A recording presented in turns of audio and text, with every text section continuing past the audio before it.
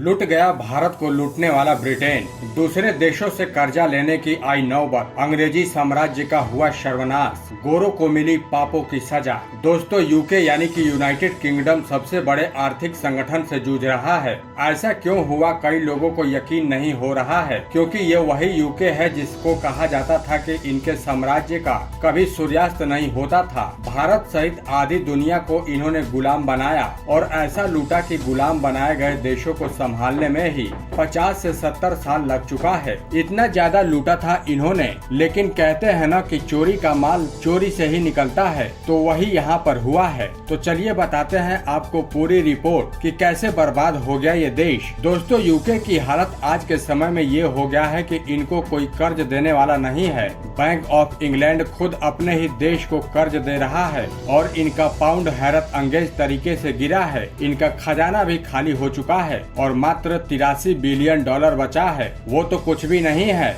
आज जो चीजें आपके सामने आई है वो भी हैरान करके रख देंगी, और इसलिए बिना टाइम वेस्ट किए इस वीडियो को लाइक कर दीजिए। तो दोस्तों, आज दूसरे दिन यूके में ये हुआ कि सबसे पहले तो IMF यानी कि इंटरनेशनल मॉनेटरी फंड, आप सभी इस संगठन के बारे में जानते ही होंगे। दरअसल IMF उन सभी देशों की अर्थव्यवस्थाओं पर नजर रखता है जिनके यहाँ कोई आर्थिक संकट आया हो या कोई देश आर्थिक तौर पर बर्बाद होने की कगार पर हो। इतना ही नहीं, ऐसे देशों को कोई लोन भी नहीं देता है। ऐसे में IMF आगे आता है और उन देशों को बचाने की कोशिश करता है। उन्हें अरबों डॉलर का लोन भी देता है और ऐसे ही देशों को बचाता है IMF। तो अब IMF ने ब्रिटेन को वार्निंग दी है कि तुम्हारे देश में आर्थिक बर्बादी आने से कोई नहीं बचा सकता। हाँ, ब्रिटेन बस इतना कर सकता है कि आर्थिक परेशानी को कम कर सकता है। आपको बता दें कि ब्रिटेन के सरकार ने कई गलत फैसले लिए हैं और वहीं इनकी आर्थिक तबाही लाने का मुख्य कारण भी है।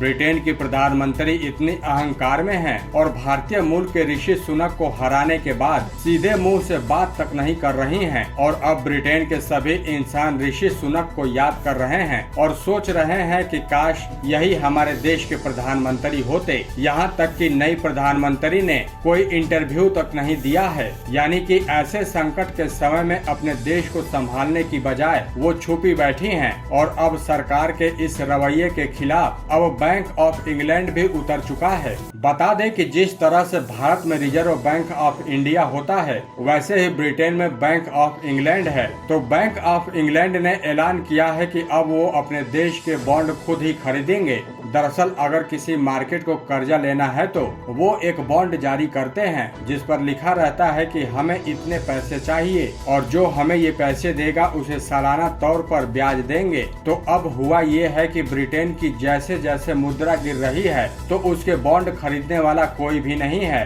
क्योंकि ये सबको लग रहा है कि ब्रिटेन की सरकार के बॉन्ड खरीद कर कर्जा दिया तो वापस आने के चांस बहुत कम है। इसलिए लोग ब्रिटेन का बॉन्ड भी नहीं खरीद रहे हैं। इस वजह से ब्रिटेन की मुद्रा की वैल्यू गिरती जा रही है, क्योंकि बॉन्ड किसी भी देश के लिए इज्जत से कम नहीं होता है। वहीं हमारे देश में प्रधानमंत्री मोदी नई नई लाखों करोड़ों की ट्रेन का उद्घाटन कर रहे हैं, एयरपोर्ट से लेकर भव्य रेलवे स्टेशन बना रहे हैं, और भारत के कुछ लोग कह रहे हैं कि मोदी ने देश को मिट्टी में मिला दिया। लेकिन वो ये बात भूल रहे हैं कि सोना भी मिट्टी से ही निकलता है। तो दोस्तों, इस खबर पर आपकी क्या राय है, आप हमें कमेंट करके जरूर बताएं, और साथ ही इस वीडियो को शेयर करें और हमारे चैनल को सब्सक्राइब करना बिल्कुल न भूलें।